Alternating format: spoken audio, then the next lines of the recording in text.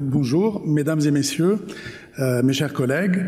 Alexandre Némé, je suis installé à Beyrouth et je voudrais tout d'abord remercier les organisateurs du LHA de m'avoir invité et je vais parler du bilan radiographique de base après arthroplastie de hanche.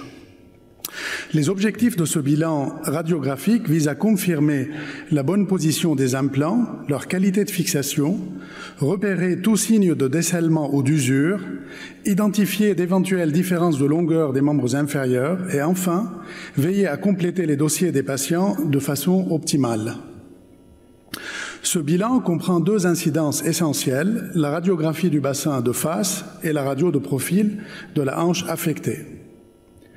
Idéalement, ces radiographies devraient être obtenues dans le post-op immédiat, ensuite entre le 3e et le 6e mois, annuellement pendant plusieurs années et ensuite tous les 2 à 5 ans. Afin d'évaluer la tige fémorale, nous utilisons les ondes de Gruen. Il s'agit d'un système normalisé destiné à identifier les réactions anormales autour des implants fémoraux. Surveiller ces zones permet de détecter les premiers signes de complications.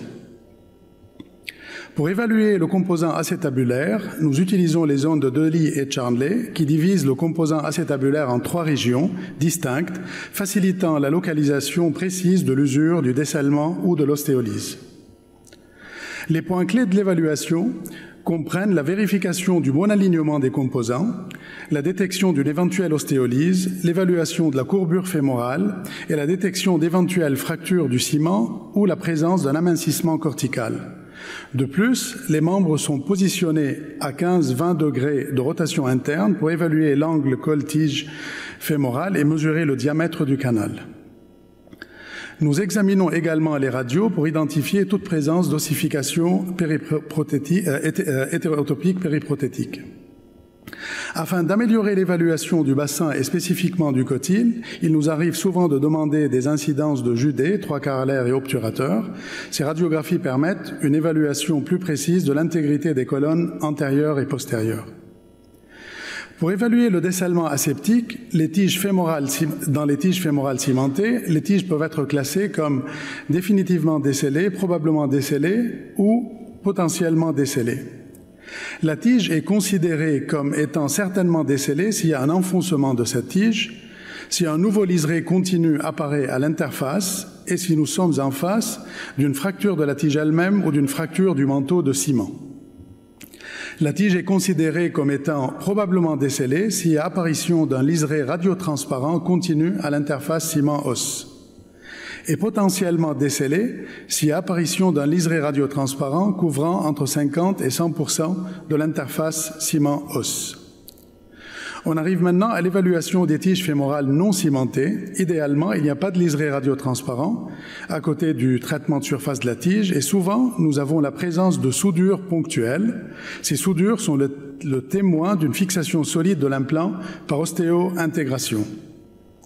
Les signes d'instabilité des tiges non cimentées comprennent l'enfoncement de la tige, la présence de piédestaux osseux qui sont en fait une condensation osseuse endostéale due à l'absence d'ostéo-intégration proximale à mesure que la tige cherche une stabilité verticale. Voici une radiographie antéro-postérieure d'une hanche droite montrant une tige fémorale non cimentée, décellée avec des liserés présents dans toutes les régions de Gruen. Les facteurs qui peuvent être source de confusion lors de l'interprétation des liserés comprennent le remplissage initial incomplet du canal par le ciment, le remodelage osseux et la formation d'un néocortex. Afin de les différencier, il faut savoir que le dessalement aseptique se manifeste par un scalloping endostéal progressif, tandis que la formation d'un néocortex apparaît sous forme d'un liseré linéaire non progressif. Pour détecter le dessalement radiologique des cotyles prothétiques, nous devons rechercher des signes de migration du cotyle, l'apparition de nouveaux liserés et des signes d'ostéolyse. Pour les cotyles cimentés, le dessalement commence souvent à l'interface ciment-os. Les cotyles probablement décellés montrent un liseré de 2 mm dans les zones 1, 2 ou dans les 3 zones, et les cotyles définitivement décellés présentent des signes de migration. Pour les cotyles non cimentés, les liserés sont moins indicatifs de descellement. Les signes de descellement définitifs comprennent la migration de l'implant, la rupture des vis, les fractures de l'implant et l'exfoliation de la surface poreuse.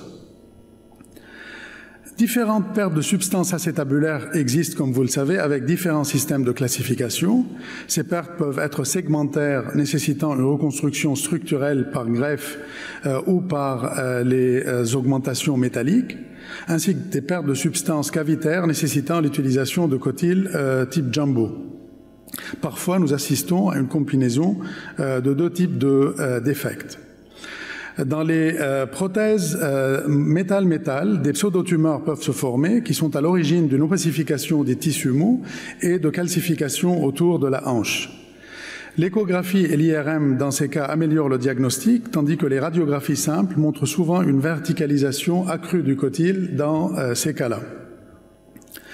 Ici, je voudrais souligner l'importance de connaître l'historique des implants ou leur track record, comme dans le cas de cette jeune femme que j'avais opérée d'une PTH métal-métal grosse tête en 2006. Les radiographies de suivi semblaient satisfaisantes, malgré ces douleurs persistantes qui y ont commencé à partir de 5 ans post-op. La radio réalisée en 2017, prise juste avant la révision, montrait une ostéolyse minimale et aucune trace de pseudotumeur. L'IRM avec séquence Mars n'était pas conclusive. Cependant, lors de la révision, une métallose et une fracture du grand trochanter due à l'ostéolyse ont été découvertes et il n'y avait pas d'ostéolyse acétabulaire significative. La révision a utilisé un jumbo cap et un crochet trochantérien et à ce jour, elle va très bien, la patiente. Donc, pour terminer, je rappelle l'importance des incidences antéro-postérieures du bassin et latérales de la hanche pour l'évaluation radiographique. Il faudrait être attentif à la position des implants, à leur fixation, à l'espace articulaire, aux signes de descellement, aux liserés éventuels, à la présence d'enfoncement et à l'ostéolyse. Et méfions-nous de compter sur une seule incidence dans notre interprétation ou de manquer de détecter précocement une ostéolyse débutante. Je vous remercie.